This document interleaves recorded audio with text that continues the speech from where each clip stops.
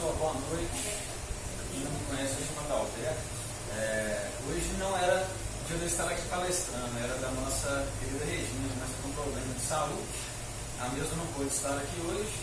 E o doutor Almeida perguntou se eu podia vir aqui representá-la. A gente veio tentar, né? Muito prazer, porque eu venho aqui falar para vocês um pouco sobre os trabalhadores da última hora. Hoje começando o início do tema livre aqui no Raio do Sol. E, se eu não me engano, de 6 em 6 semanas vai ter uma palestra que vai fugir do Evangelho. E aí vai ser através do tema livre, que o palestrante da noite vai estar escolhendo um tema para estar falando aí para vocês. Eu tenho um hábito, tanto no culto do lar, quanto em qualquer reunião dentro da casa espírita, a começar com a leitura desse livro, Jesus no Teu Dia a Dia. Esse aqui é um livro de reflexão, podemos dizer até de alta ajuda, e que eu gosto muito de estar abrindo aleatoriamente, porque ele sempre traz mensagens que costumam corresponder bem com o momento que a gente vem passando. Então, assim irei fazer. Tome cuidado. A vida no corpo é um risco permanente para aquele que deseja evoluir. Aqui, o fascínio do dinheiro, ali, a ilusão do poder, acolá, o sexo sem responsabilidade. Por isso, tome cuidado. Mediante convite à inocente festa, tome cuidado. Mediante proposta de ganho fácil, tome cuidado. Mediante carência afetiva de outrem, tome cuidado. Como ainda somos mais trevas que luz, todo cuidado é pouco. Para aquele que está tentando ser melhor, não há proibições, mas é necessário estar atento entre as armadilhas do plano espiritual inferior e principalmente com as armadilhas da nossa própria invigilância. Tome cuidado. Você é livre e justamente por causa disso deve ser cuidadoso. Há situações que não lhe convêm. Tem tendência ao álcool? Não vá ao bar. Tem tendência ao sexo irresponsável? Não procure locais que favoreçam tal equívoco. Tem tendência à ociosidade? Não vá à cama. Ao mesmo tempo que sua liberdade de escolha ressalta a bondade do Criador, também o torna responsável pelos seus atos. Tome cuidado. Ou seja, a nossa vida ela é cheia de riscos e de armadilhas, né? Nós conhecemos a nossa pessoa, ou assim melhor dizendo, o nosso espírito, e o que fomos nas vidas pretéritas, através das nossas más tendências. Se eu tenho uma afinidade com algo que não é legal, que a gente sabe que é prejudicial à nossa evolução, mas é algo que me segue, é algo que percorre dentro dos meus pensamentos com frequência, aí nós já sabemos quais são as mazelas e as más tendências que nós trouxemos das outras vidas. Então, se a gente trouxe aquela má tendência, se a gente trouxe aquela situação a ser melhorada, aperfeiçoada, nesse circuito do progresso evolutivo que Deus criou com toda a sua misericórdia para nós, assim nos possibilitando infinitas reencarnações, conforme seja necessário, então a gente tem que ter mais vigília de acordo com aquilo que nós identificamos como as nossas maiores dificuldades. Tenha certeza, se é uma dificuldade muito grande, de um caminho torto, que você tem a tendência a seguir, provavelmente na outra vida, não necessariamente na última, mas provavelmente foi onde você mais fracassou. E, dentro dessa misericórdia divina, aqui viemos para estar resgatando, e dentro das provas, e principalmente das expiações, que é o que liga ao nosso passado, nós temos a oportunidade de fazer diferente. Então, o primeiro passo é tomar cuidado, tome cuidado, porque a toda esquina há ofertas do que não precisamos, há situações onde podemos passar longe delas e orai e vigiai, como disse nosso Pai, como diz Jesus Cristo. Porque as oportunidades ruins, elas nos circularão, assim como as boas. Agora depende de como está o nosso radar, a nossa vigilância, para a gente estar identificando o caminho e a escolha certa. Então essa mensagem do dia, acredito que serve para todos nós, que somos seres imperfeitos, estamos aqui todos na mesma condição para passar por provas e por expiações. Então, vamos refletir sobre essa mensagem e tentar estar reparando, estar percebendo mais de perto aquilo que nós temos que tomar mais cuidado dentro de nós mesmos, com essas imperfeições que nós carregamos de outras vidas. Para a gente dar início, né, à palestra da noite, eu vou pedir para que alguém se manifeste, que possa estar fazendo uma prece inicial, alguém se habilita.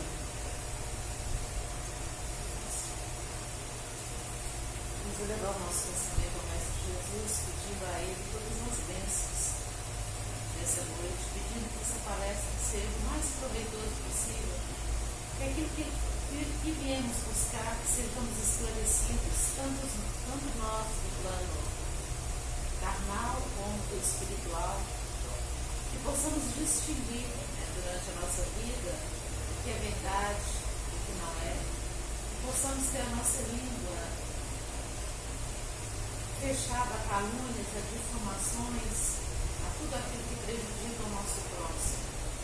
Senhor, nos abençoe, fortaleça cada vez mais a nossa fé, faça com que essa noite seja uma noite proveitosa, possamos voltar para as nossas casas com o coração aquietado, serenos e em paz. Abençoe os palestrantes dessa casa, abençoe os dirigentes dessa casa, abençoe os dirigentes da nossa cidade, do nosso país, que eles possam ser esclarecidos. Que assim seja. Então vamos lá. A casa hoje está vazia, mas como se diz, não importa o tamanho da plateia, nem do espetáculo. O que importa é que a essência do que for dito entra dentro do coração de cada um, né? Eu costumo dizer que quando eu tenho essa oportunidade de vir à frente para estar passando uma mensagem para todos, eu sou o primeiro privilegiado. Porque a partir do momento que me passam essa missão, eu sou o que mais absorvo conhecimentos, preparando, estudando para trazer aqui à frente. E a partir do momento que um coração seja tocado, que uma mínima diferença faça na reflexão de alguém, essa missão foi cumprida. Então hoje nós vamos falar de um assunto que é o assunto do momento no nosso planeta. Um planeta que está passando num período de transição, num período de aperfeiçoamento e num período de sérias mudanças, onde todos nós temos que estar aptos para conviver a atualidade e poder ter a oportunidade de reviver aqui, reencarnando aqui no futuro, que são os trabalhadores da última hora. Para falar dos trabalhadores de última hora, não tem como eu passar despercebido, voltando lá a mais de 10 mil anos antes de Cristo, falando daquela turma que saiu de uma orbe, conhecida como a constelação do Cocheiro, que em nosso planeta, os astrônomos, e dentro dos estudos do zodíaco, o nomearam como Cabra, ou como conhecemos mais, de forma mais popular, Capela. A ordem de Capela, que está 42 anos-luz da Terra, como dizemos nós mineiros, logo ali, só que não, porque comparando a distância que o Sol está do nosso planeta, que é a 8 minutos-luz, lá está 42 anos-luz. E a velocidade da luz, para a gente entender mais ou menos a dimensão dessa distância, são 300 mil quilômetros por segundo aproximadamente. Ou seja, o homem não conseguiu mal chegar à Lua, quanto mais chegar numa orbe tão distante. Mas lá já havia tecnologia para trazer de lá para cá aqueles irmãos que em certo momento de transição do planeta estavam criando um holocausto. Estava criando uma incompatibilidade de desenvolvimento moral para o planeta que ele estava.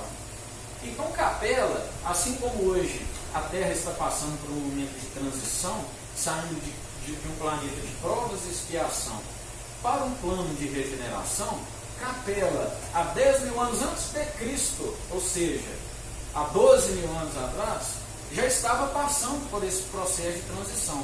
Obviamente não é uma data exata e específica, porque esse é um período que delonga muito tempo para acontecer. Não é feito da noite para o dia. Mas desde que começou essa transformação em Capela, começaram as modificações daqueles que merecem encarnar dentro do plano da ordem de Capela e aqueles que não merecem, mas que têm grande utilidade para outros planos inferiores, como a Terra. A Terra era um planeta de 100% trevas, era um planeta primitivo. Um planeta que ainda se fazia fogo com a pedra, assim dizendo.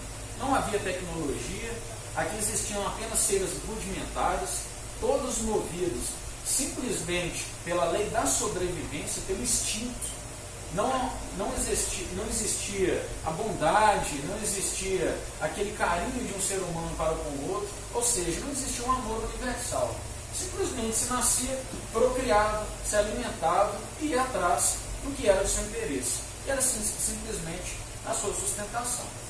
A partir do momento que Capela, já se tornando uma ordem mais desenvolvida e que ainda o mais atrasado dentro do seu sistema, que lá não é simplesmente uma constelação, lá existe um Sol que ele é 150 vezes mais brilhante que o Sol que nós temos aqui. Então lá existe uma dimensão muito mais distante de mundos habitados pela questão solar, pela questão atmosférica e por questões que nós não vamos adentrar, pois não vai ser a pauta do nosso assunto aqui hoje. Eu só estou entrando dentro desse detalhe para a gente entender o que irá acontecer com o nosso planeta e qual é a função dos trabalhadores da última hora.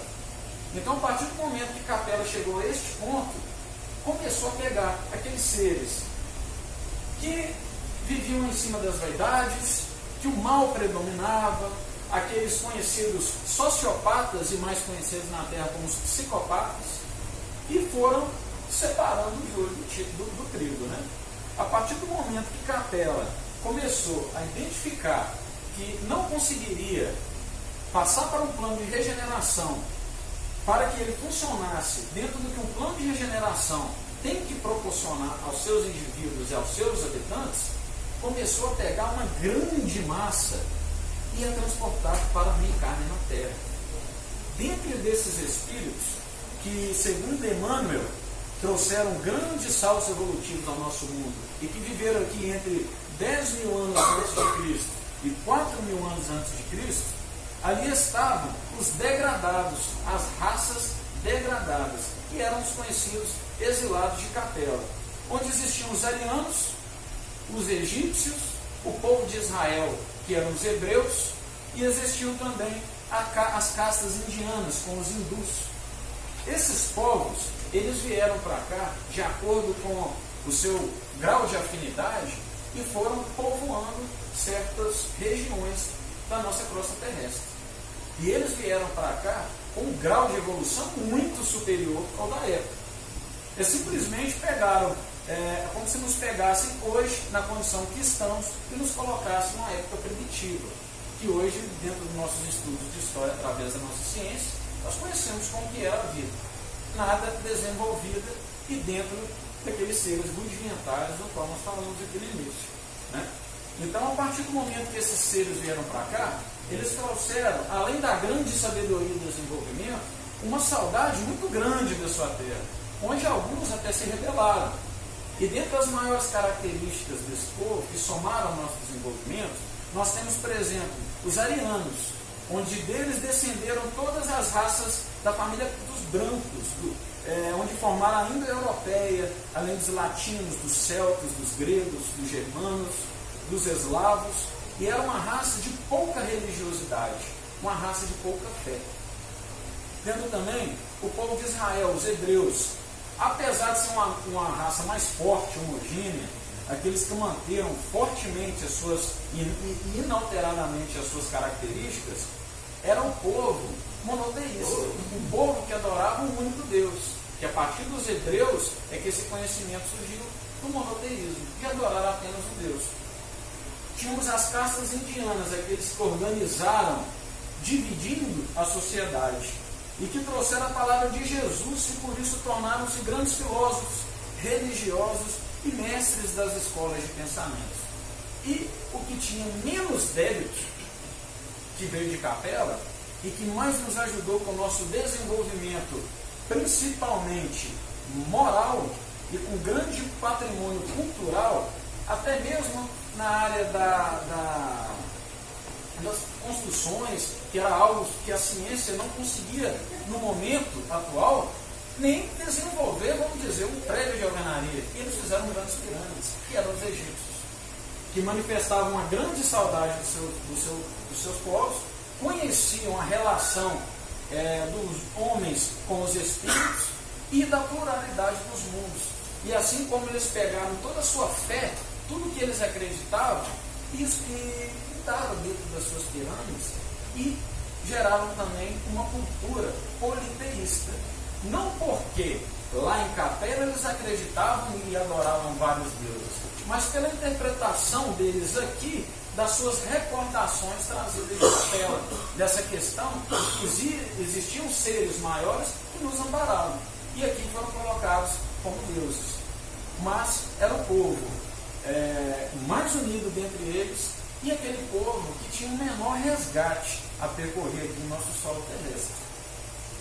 A Gênese mosaica nos fala também de um casal primordial, chamados, como todos nós conhecemos, Adão e Eva, que simbolizam, como chamava Emmanuel, a raça adâmica. Ou seja, nós temos que saber interpretar tudo que consta na Bíblia. Muita coisa foi escrita de forma alegórica. Foi nos trazido de uma maneira onde essa revelação com alegorias era o suficiente e necessário para que o homem da época pudesse interpretar de algum modo. Posteriormente veio a doutrina espírita para nos explicar melhor sobre esses conhecimentos e sobre essas alegorias, que sem a ajuda dos espíritos nós não conseguiríamos, por conta própria, chegar a certas afirmações. Então, o interessante é que na tradição esotérica, eles foram expulsos do paraíso, que era o conhecido Jardim do Éden. Se Adão e Eva habitou a terra e foi expulso do paraíso, que era o Jardim do Éden, por que até hoje nós não encontramos esse paraíso, se ele está aqui na terra? Por que é do Éden? Simplesmente pelas alegorias.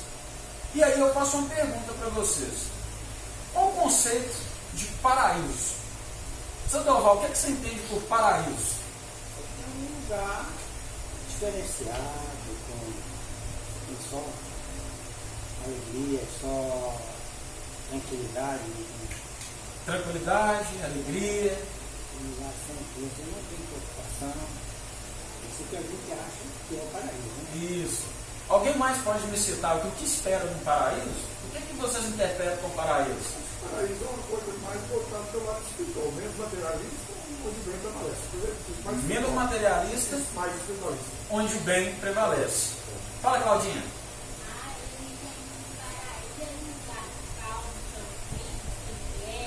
Calmo, tranquilo, pacífico, né? Sem doença, sem nada.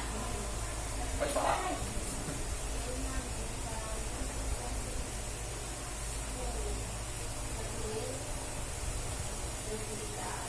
Tranquilidade, simplicidade.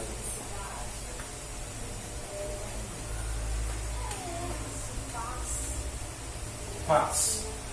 Ou seja, tranquilidade, alegria, espiritualidade, natureza, amor.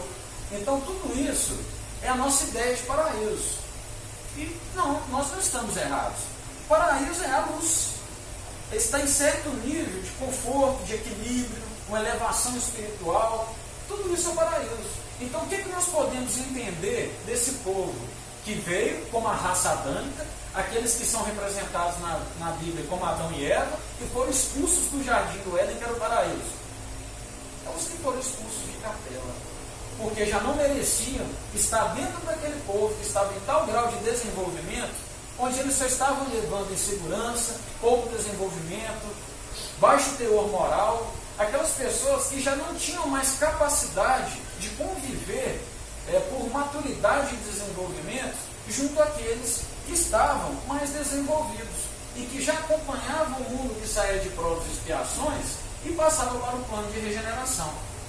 Então quer dizer que se eles estavam no mesmo processo que a Terra está, um pouquinho mais para frente, vamos dizer assim, então quer dizer que nós podemos considerar a Terra um paraíso? Comparado a um mundo primitivo? Talvez sim, né? Pode ter que sair como o mundo inferior, mas não quero paraíso, né? Exatamente. Nós voltamos, tudo é questão de relativo, né? Eles não voltam para o mundo inferior, o paraíso era na Terra. Exatamente, porque a gente só tem uma comparação se o mundo é superior ou inferior de acordo com o mundo onde nós estamos colocando em comparação. Então, se nós estamos colocando um mundo de regeneração, os mundos felizes e ditosos, celestes ou divinos, em comparação com a Terra é inferior. Com o primitivo, a Terra é superior, Você certo? imaginar a Terra hoje, tecnologia que a Terra tem. Você for mandado lá com a tribo sem condição nenhuma, você vai sentir saudade, não vai achar que você está no paraíso. Exatamente. Exatamente. E você tinha tudo aqui, ó, carro, avião, tinha tudo. Tecnologia, computador. Você vai para um lugar que você tem que fazer. Fogo na pedra, né? Não, fazer fumaça, mandar. Casa de barro. Para poder dar notícia para o outro através de fumaça. Você fala, estava no paraíso, né? Com certeza. Então foi o que aconteceu. O Jardim do Éden, o paraíso, não era nada mais, nada menos do que Capela. Que em toda a sua órbita, todos os mundos que a rodeavam já eram mundos felizes, mais desenvolvidos. E Capela estava passando por essa transformação, para poder chegar também num mundo mais feliz e desenvolvido. Então, a partir do momento que essa raça é retirada do seu seio da humanidade, onde eles estavam acostumados, dentro daquele desenvolvimento, e são jogados aqui no mundo primitivo, com certeza eles foram expulsos do paraíso. Então isso justifica essa teoria bíblica. E segundo o próprio Emmanuel, considera os degradados de Capela, que são a raça adâmica. Vou fazer uma pergunta. Capela é um mundo de regeneração, né? A Terra é um mundo de provas e criações. Agora tem um mundo pior do que a Terra. Sim. Qual que é o nome? Seriam os mundos primitivos, que na verdade não é um. Você tem algum mundo primitivo, assim, de exemplo? Assim? Olha, por exemplo, Marte era um mundo primitivo e menos evoluído que a Terra. Nós atrasamos tanto o nosso desenvolvimento que Marte já nos passou. Isso fala até na revista de 1858, se eu não me engano, de março, de Allan Kardec, que fala referente à evolução de Marte. E que hoje novos estudos espíritos comprovam que já está mais desenvolvido. Mas existem infinitos mundos. Eu estou dizendo, né? Mas existem vários mundos primitivos, assim como existem vários na mesma posição da Terra e como nas outras características de elevação de mundos. Porque se a gente for imaginar que só galáxias conhecidas pelo homem através da ciência são mais de 100 milhões, então imagina o tanto de mundos habitados que existem. Tem um livro que chama Nova Geral do Bem, dá até o nome do planeta que se chama Absinto. Sim. Para muitos dos espíritos vão ser regenerados da Terra, vão para Absinto. Daquele vulcão, tem tudo, o pessoal do Polo Sul conhece o pessoal do Polo Norte. Quando der o patrão, é o calor intenso, sempre do golpe, eles vão achar que basicamente a Terra achava que só existia evoluir. Não conhecia a própria Terra, quando ela surgiu, ela era um mundo primitivo. E ninguém sabia, achava que só existia, ninguém sabia dos outros povos em outras regiões. Sim, com certeza. Em outras regiões. E o mundo de regeneração, ele na verdade, ele é um mundo para você aurir novas energias. É um mundo que nele ainda há expiação, ainda existem provas, só que mais amenas, sem tantos sofrimentos. Não existem essas misérias que aqui hoje convivemos com elas, essa violência que aqui hoje existe na Terra. Serão mundos onde você estará se recuperando para um momento em que você vai habitar um mundo feliz. É o chamado mundo de transição. São os mundos de regeneração. Então, a partir do momento que você está mudando para o mundo de regeneração, um mundo transitório, você também tem que estar evoluindo para acompanhar a evolução coletiva que faz com que o seu planeta de fato evolua. Então, você não vai estagnar e ser beneficiado de reencarnar num planeta que desenvolveu e, a grosso modo, deixou para trás. Então, é por isso que eu estou falando disso tudo, desde a época de Capela, desde 10 mil anos antes de Cristo, e tem algumas outras coisas para citar até a gente chegar nos trabalhadores da última hora. Que a gente primeiro vai ver as consequências, para depois nós entendermos o nosso papel, para que nós podemos evitar do que aconteça conosco, o que aconteceu com os exilados de Capela, aqueles que não acompanharam a evolução. Então nós estamos falando sobre o contexto bíblico, onde Adão e Eva é representado, como diz Emmanuel, a raça adâmica, que quer dizer os exilados de Capela, a raça dos degredados, aqueles que foram expulsos do paraíso, como diz na Bíblia, em Jardim do Éden, e vieram para a terra. Agora, nós estamos falando dos exilados de Capela. Entendemos, em contexto histórico e espiritual, quais foram os papéis dessas 4 principais raças, mas não únicas, tá, gente? Porque aqui a gente está falando dessas últimas, essas que viveram até 4.000 anos antes de Cristo. Mas existiram outras raças, até de própria Capela, que aos poucos foram vindo para cá. Mas que vieram realmente em massa, nessa grande quantidade que povoou o nosso globo terrestre, nos trazendo desenvolvimento, foram essas raças, os arianos, os egípcios, o povo de Israel com os hebreus e os indianos com os hindus, né? Então, nós temos que entender também que o nosso planeta já começou, não em massa, como fez em Capela nesse período citado, mas já começou a exilar muitos seres que aqui não estão reencarnando. E isso já fazem anos que estão acontecendo. Há muito tempo nós já estamos nos preparando para esse período de transição.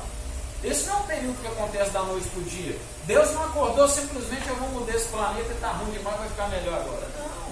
Projeto divino é do tempo de Deus, não é do nosso tempo. Não é um tempo que em vida iremos presenciar. Nem nós, que estamos sendo considerados os trabalhadores da última hora, podemos acreditar que nós viveremos em vida, agora, nesse momento, em um mundo de regeneração. Isso é um processo que vai acontecendo ao passar de muitos anos. E os exilados da Terra, colocando só na década de 80 para cá, já começou a migrar muita gente para fora. Muita gente já não teve o benefício e a oportunidade de continuar reencarnando na Terra. Se a gente for pegar o que aconteceu com Capela, na Terra já está acontecendo. Desde os anos 80 já estava havendo exílio da Terra. Só na década passada para cá, nós tivemos um grande tsunami em 2004 que ceifou cerca de 200 a 300 mil vidas. Ou seja, essas catástrofes que levam os desencarnes em massa, isso não é à toa. Isso não é uma falta de misericórdia divina, pelo contrário, misericórdia para aqueles que procuram desenvolvimento e evolução, e misericórdia para aqueles que não, pois terão oportunidade em outro mundo, porém no mundo mais atrasado, porque através do sofrimento, de toda aquela expiação e de todo aquele sedenta falta de tecnologia e de tudo que tem costume a conviver na vida atual que não deu valor, e que não foi o suficiente para continuar se nascendo do progresso, eles terão a oportunidade de começar ali de baixo, ajudando aquele mundo inferior com o desenvolvimento e o aprendizado intelectual, moral e espiritual que ele teve até aquele momento. Então, na verdade, todos saem ganhando. Aqueles que ficarão e aqueles que também foram embora, através do progresso e da misericórdia divina.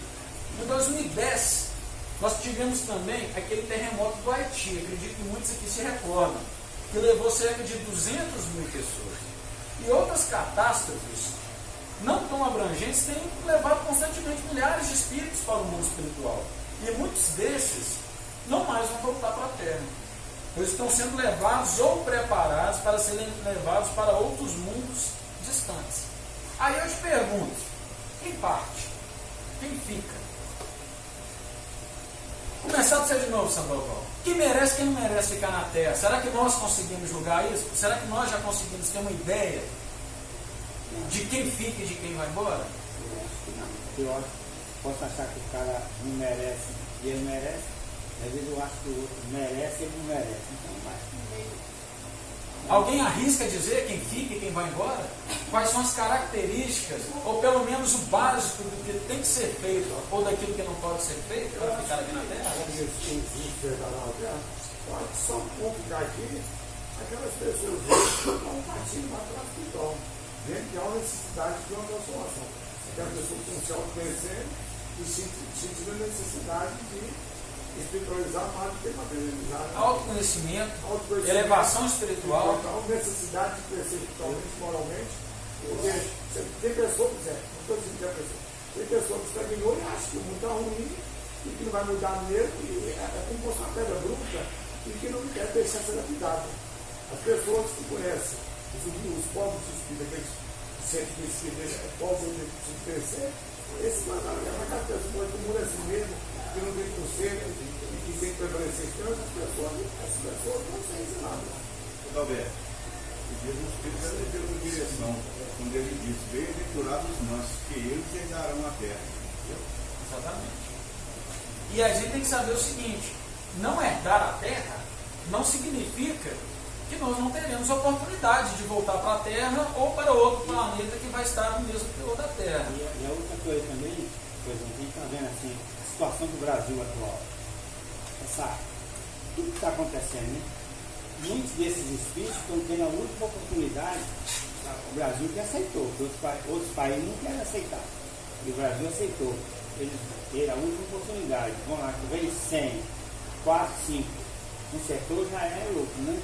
O resto vai ter que seguir para frente, vai ser político lá no outro país, lá no outro mundo, lá para começar lá, né? Olha, por exemplo, aqui falou tudo, elevação espiritual, principalmente, eu acho que o fator primordial para que possamos ficar aqui na Terra, a elevação moral, que é ser honesto, ser menos egoísta, ou não ser egoísta, né? Temos que trabalhar bastante para isso, porque o egoísmo é o oposto da caridade. E como diz Jesus, não há caridade, não há salvação sem caridade, né? Então, a partir do momento que sejamos caridosos, a gente está começando a deixar o eu, o nosso ego, aquele egoísmo de lado. A gente já vai começar a pensar mais no próximo, que isso já entra dentro da lei do amor, que foi aquela que Jesus veio nos pregar. Então, eu vi uma frase ontem na internet do Chico, dizendo que o espírito ainda que está mais preocupado com ter um pé de luz e com a elevação moral, ainda não compreendeu que é o Espírito Santo. Com certeza. Então, o Espírito Santo hoje está Olha, eu te pergunto, quem é que tem capacidade e condição de analisar o seu nível de evolução?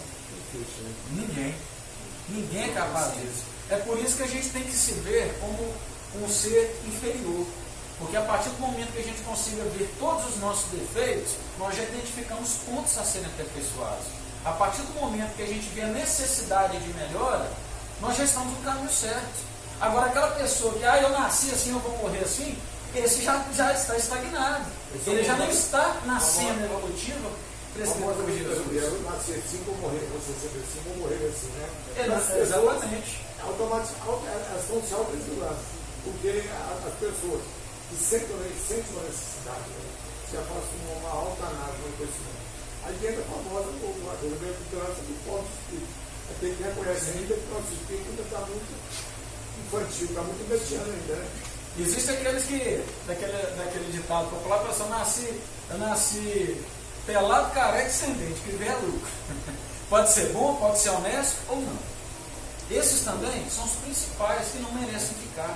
Esses políticos que desviam verbas, principalmente da área de saúde, que geram caos, onde levam várias pessoas ao desencarne, simplesmente porque algo que era para ser a população é restrito e destinado, desviado apenas para um recurso próprio, para seu luxo, para a sustentação do seu ego, para a elevação do seu patrimônio. Essas são pessoas que não vão fazer parte do nosso planeta. Essas são pessoas que não vão estar na Terra, na nova era que vai ser desenvolvida a partir da regeneração. Lá ele vai ajudar, porque ele vai ter conhecimento, além daqueles que estão ainda naquele nível de desenvolvimento do planeta primitivo, onde eles ali estarão.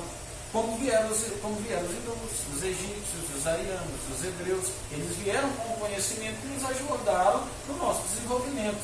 Então, essas pessoas que são conhecidos como os sociopatas, os psicopatas, que dentro de estudos da psicologia comprovas que no mundo existe cerca de 3% de toda a população como psicopatas. Mas por que tão pouco e a gente vê tanta coisa acontecendo? É porque esse percentual tão pequeno é o suficiente para colocar o caos em todo mundo.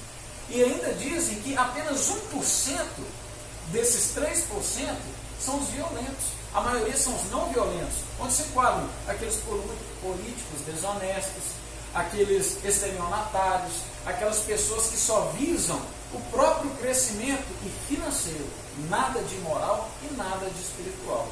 E o intelecto que eles adquirem é simplesmente utilizado para o mal. Então essas são as pessoas que, teoricamente, porque quem sou eu para afirmar quem fica e quem vai embora? Não sei nem se eu vou ficar, vou falar quem fica e quem vai embora.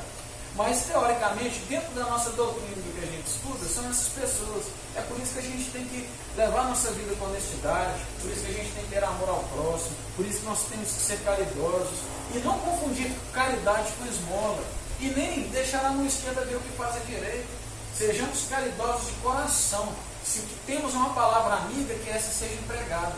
Se o que temos é um prato de comida, que esse seja dado com todo carinho no fundo do coração. O que importa é a gente fazer pelo próximo e não para propagar o nosso nome como um bom samaritano.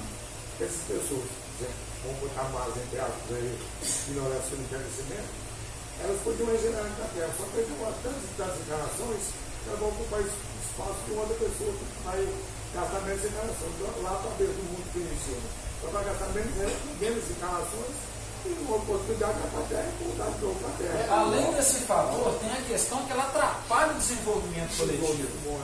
São pessoas que estão aqui e não somam para o crescimento, não somam para a evolução do nosso planeta. Porque cada um de nós evolui separadamente, certo? Nós temos nossa evolução individual, mas nós também temos a nossa evolução coletiva, que é aquele que faz com que o planeta seja mais evoluído. O planeta ele só é considerado mais ou menos evoluído pela proporção do bem que existe entre seus habitantes.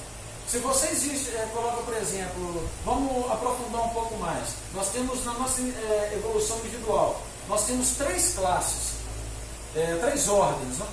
Dentro dessas 3 ordens existem 10 classes.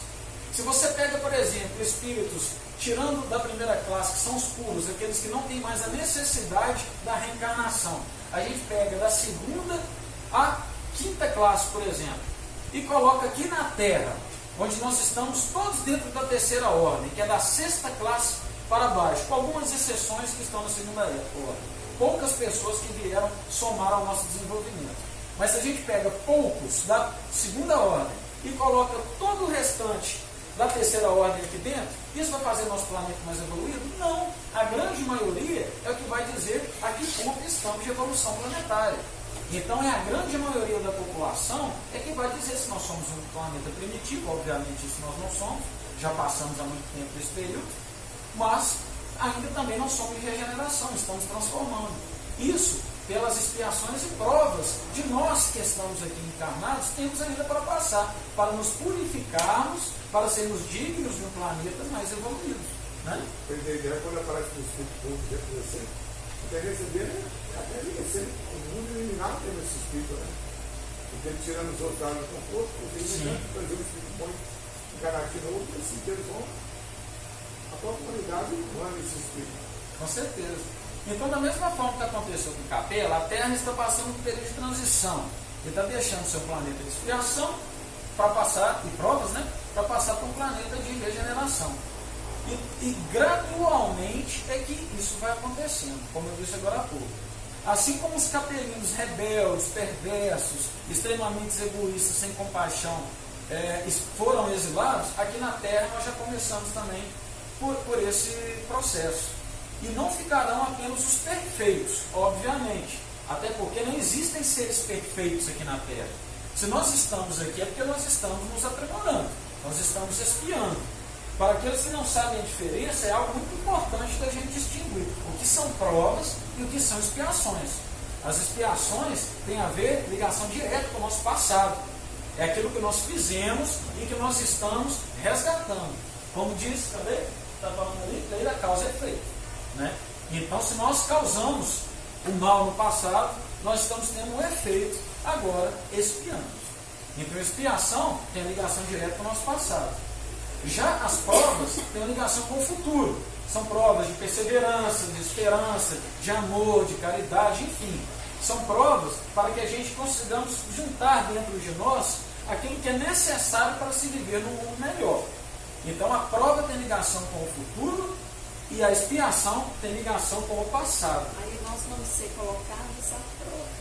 Exatamente. O que é muito mais sutil, é muito mais suave. Não há sofrimento, não há misérias, não há essa violência, como existe no caso da expiação. que é justamente através do sofrimento é que as mudanças começam dentro de nós.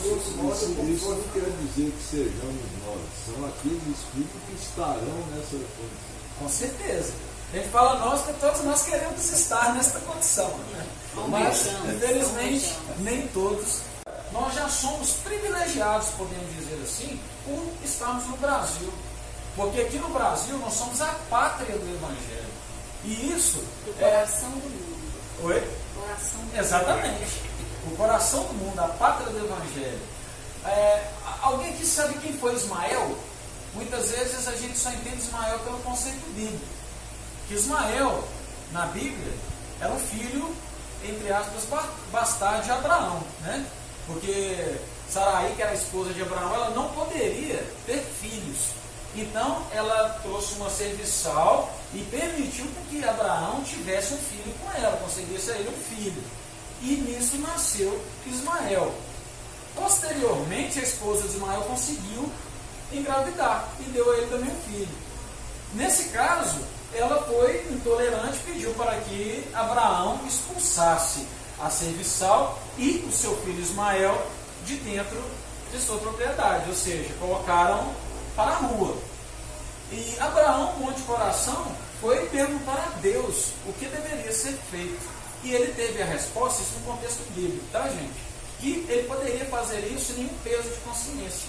Que ainda que Ismael, ele iria erguer seu império. E através dele houve a descendência, por exemplo, dos árabes. E ele realmente ajudou em grande parte até a população do mundo e junto com seu império. Agora, isso é a parte bíblica. Isso aconteceu há muito tempo. De lá para cá, ele teve uma evolução gradual, como nós todos estamos tendo, muito grande. E ele teve a incumbência vindo do próprio Jesus, junto com uma pleiade de espíritos de escol significa espíritos de altíssima elevação espiritual e moral. Então, junto com a pleiade de espíritos tão evoluídos, de vir pregar a mensagem de Cristo na Terra. E ele veio adotando, assim dizendo, resumindo muito, tem o livro ali, que a gente quem quiser comprar, Coração, Brasil, Coração do Mundo, é isso? Esse é o nome dele? A Pátria do Evangelho. A nação do mundo É a Pátria do Evangelho. Esse livro é de onde está novo? Não sei o nome do autor. Alguém sabe responder? Humberto de Campos. Humberto de Campos. Eu sou péssimo com nome de livro, de autor, de novela, me pergunta nomes não. Então, ele foi enviado para cá e no Brasil ele ajudou desde o desenvolvimento, desde a descoberta daqui do nosso país, onde ele teve influência até na coletividade de raças que foram misturadas aqui, onde já existiam em nossa terra os indígenas, puros de coração. Para cá também vieram os africanos, sedentos e aflitos de tanto sofrimento e misérias, e também os europeus, que de uma forma torta, muito desviada, né? Não com os melhores exemplos, mas ajudou muito no nosso desenvolvimento científico e tecnológico. Então já existia aquela coletividade de raças e de culturas, onde desde então foi implantado o Evangelho, e a missão dele, considero eu, até mesmo como cumprida, pois, como diz no próprio livro, nós somos a pátria do Evangelho. Então o objetivo dele é, através daqui, conseguir contaminar todo mundo. E nós somos o país que onde existem mais espíritos. Nossa Aparecida era da Igreja Católica, ele é o protetor do Brasil, né? O governador do Brasil. Isso, do Brasil sim, assim como Jesus é da nossa ordem, né? Do nosso planeta, Ismael é protetor do Brasil. É um subgovernador do Brasil. Sim, sim. Na política espiritual, ele nos representa. Ele é o prefeito. Podemos dizer assim, entendeu? Então, gente, tudo isso nos faz ligar a quê? Que as mudanças existem, aqueles que são resistentes a ela, para eles há consequência. Nós não estamos aqui para viver a nosso modo, nós estamos aqui por missão e devemos cumpri-la. Não missão ao pé da letra, como missionários, como Chico Xavier, Madre Teresa, enfim. Mas todo mundo tem suas pequenas missões, até mesmo pessoais, a serem cumpridas.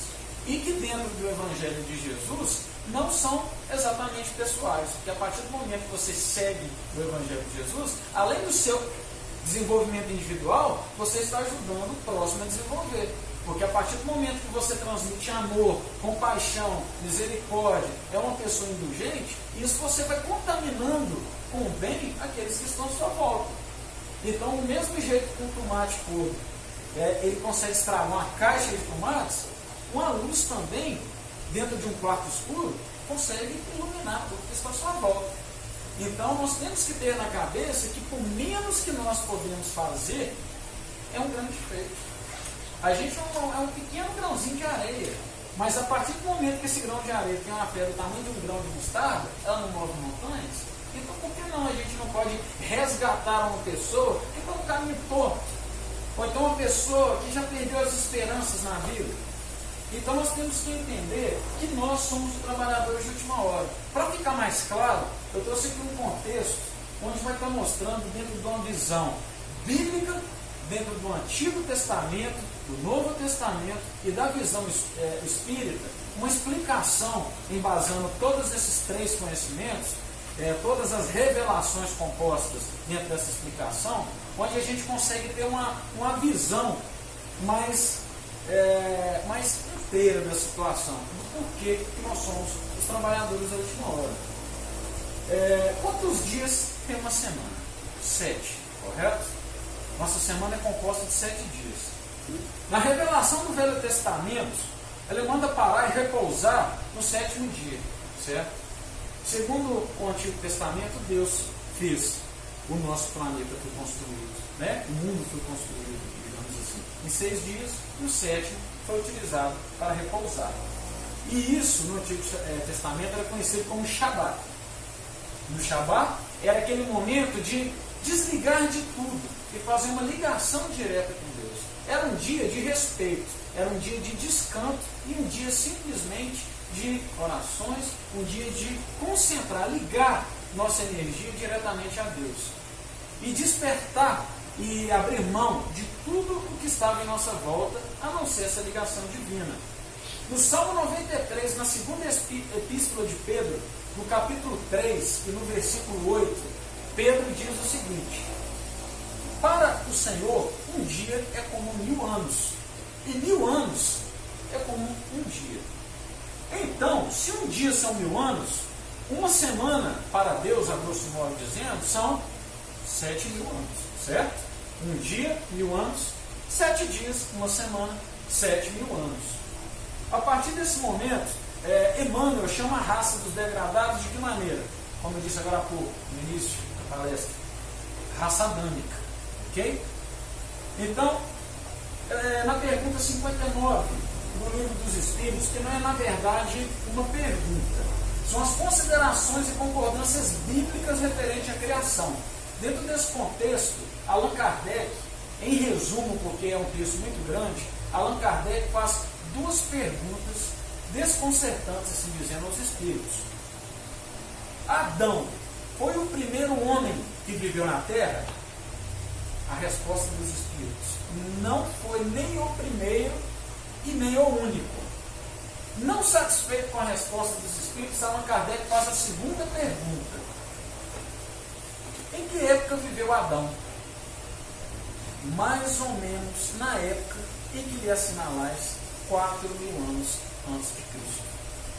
Como também no início da palestra eu disse, uma fala de Emmanuel, que Emmanuel nos traz que os exilados de Capela estiveram aqui na Terra entre 10.000 anos e 4.000 anos antes de Cristo. Então, os espíritos respondem para Allan Kardec que Adão e Eva, assim dizendo, estiveram aqui há 4.000 anos antes de Cristo. Isso quer dizer que está naquele período que Emmanuel chama que os exilados de Capela são a raça adâmica. Então, a raça adâmica, como eu disse também há pouco, só reafirmando, significa os exilados de Capela, representados na Bíblia como Adão e Eva. Então, que Adão é esse? Um homem? Não. Uma raça. Uma raça que veio de longe, que veio do paraíso, como dizia na Bíblia do Antigo Testamento, né? e que foi expulso por não estar de acordo com a evolução daquele plano, que estava se desenvolvendo e evoluindo. Então, Adão é o ciclo do degredo, não todo o ciclo, porque eles foram vindo as prestações e em certo momento vieram em massa, mas eles se desenvolveram aqui e ajudaram para o nosso desenvolvimento durante algumas décadas, ou pouco mais de uma década, se assim podemos afirmar. Então entendemos que há 4.000 anos antes de Cristo começou a última semana do mundo de provas e expiações. Então vamos entender esse contexto. Já que uma semana tem 7.000 anos, como afirmado por Pedro, né? Já que um dia para Deus são 1.000 anos, uma semana são 7.000 anos.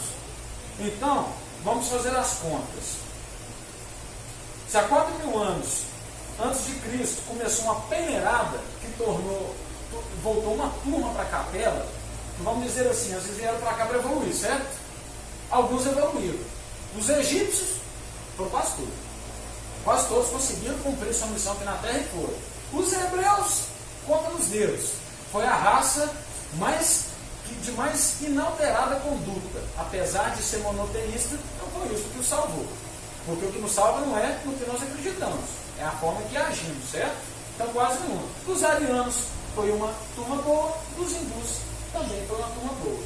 Então a gente pode considerar que há 4.000 anos antes de Cristo, justificando a última semana de provas e expiações, foi quando começou, vamos dizer assim, o projeto de Adão, que era agora a oportunidade daqueles que não passaram naquela missão do desenvolvimento da Terra, de reencarnarem aqui para conseguirem evoluir e um dia voltarem para a sua pátria, que era Capela. Então vamos fazer a seguinte conta: 4.000 anos antes de Cristo, 2.000 anos depois de Cristo, que é onde estamos no momento, deu um total de 6.000 anos. Nesse contexto, em que cada dia são 1.000 anos, estamos no 6º dia, correto? Na sexta-feira. No sábado. Nossa, a gente começa no domingo. Sábado que é o descanso. É verdade, você está certo, é verdade. Sexta-feira.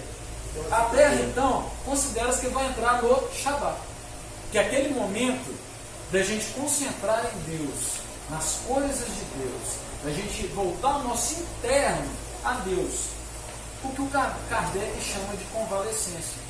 E esse prazo de 1.000 anos, que representa um dia, que é o que nós temos de viver de agora para frente, assim dizendo, está no Apocalipse, no capítulo 20. Quem tiver curiosidade pode procurar, onde é dito de que, da forma como foi feito o Apocalipse, foi dito que o diabo ou a serpente seria aprisionada durante 1.000 anos e depois seria liberta, mas que ficaria pouco tempo sobre a terra e reinaríamos num mundo mais feliz. Então está no Apocalipse também. Aí voltando a Ismael, a gente já entendeu essa parte, né, gente? 4.000 anos antes de Cristo, onde começou aquela peneirada da turma de Capela, muitos voltaram, alguns ficaram. A partir daí começou a última semana do nosso planeta de provas e expiações. Passaram-se 4.000 anos, né? Chegamos na época de Cristo e já passaram-se mais 2.000 anos, estamos no 6º dia, ou seja, faltando apenas um dia para terminarmos o nosso ciclo de provas e expiações. Nós estamos dentro. Exatamente. Está faltando 1.000 anos para a gente entrar no mundo de regeneração. Não, calma aí que não é bem esse raciocínio. Nós vamos chegar lá. Nós entramos no Shabat. E o que seria o Shabat? Nós vamos chegar nesse ponto. Vamos voltar em Ismael. Ismael, antes da codificação do Espiritismo, cerca do ano de 1831, ele, antes de encerrar o primeiro reinado, reúne uma pleiade de espíritos, aqueles espíritos de escola, com ele e várias pleiades se reúnem e diz assim: não ignorais que estamos no século do advento do Consolador, que nós sabemos que é o Espiritismo, certo? Que veio com a consolação, como a nossa terceira revelação. Primeiro Moisés, segundo Jesus, a terceira o Espiritismo, o Consolador prometido desde a Bíblia. Então, não ignorais que estamos no século do advento do Consolador. 7 anos depois, Kardec começa a codificação da doutrina espírita. E diz o seguinte: serão 100 anos preparatórios dos próximos 100 anos. O que ele quis dizer com isso? 100 anos preparatórios para os próximos 100 anos. Vamos fazer conta? 1857, codificação do Espiritismo, por Allan Kardec. Mais 100 anos, 1957. Mais 100 anos, 2057. Francisco Cândido Xavier, no programa Pinga Fogo, fizeram para ele a seguinte pergunta: Chico, em que data aproximadamente entraremos na regeneração? E Chico responde, na maior tranquilidade, como sempre, a seguinte afirmativa: Emmanuel nos disse que por volta de 2057. Quando terá 200 anos de Ou seja, espírito, né? desde o contexto bíblico do Antigo Testamento até todo esse cálculo feito através de Pedro, no Salmo 93, junto com a afirmativa feita por Ismael, isso divulgado já na doutrina espírita, e a resposta de Chico no programa Pinga Fogo, em 2057. Então vamos fazer uma outra conta para a gente entender melhor esse contexto, em que momento nós nos encontramos. Se em um dia temos 1000 anos, certo? Falta um dia para sairmos, na verdade, desse Shabat, que é o plano de regeneração, nos tornarmos um plano feliz.